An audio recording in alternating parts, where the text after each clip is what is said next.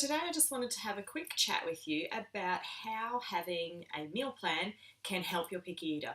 Now, one of the things that we know about children that are picky eaters is that they really like predictability and consistency. So, one of the ways that you can create that while still challenging them and stretching them is by using a meal plan, particularly if you actually make it a visual meal plan with pictures and things like that, so that the child can actually have some additional forewarning about what's coming up.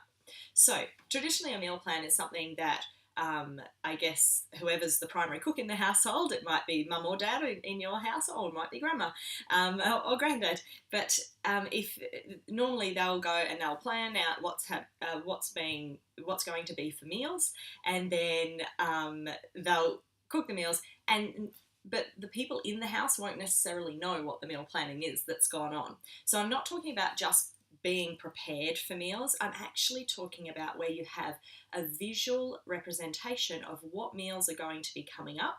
Whether it's across the day or across the week will depend on the age of your child and what's most appropriate for them. But this is particularly relevant for if your picky eater also has a diagnosis of autism spectrum disorder, in that we know that children with autism spectrum disorder really need a lot of extra preparation and that they need to know exactly what's going to be happening and when. So your meal plan can be something as simple as a couple of little pictures of a food with breakfast, lunch, dinner, for example, with what foods are in there. You can put snacks in as well if you want, or you can even just have one for the week that just has dinner. Given that lots of picky eaters, dinner is the hardest meal of the day, then if you feel like that would be useful for your child, then just mark out the dinners. What it means is that even if your child isn't ready to actually eat that food yet, they know that it's coming.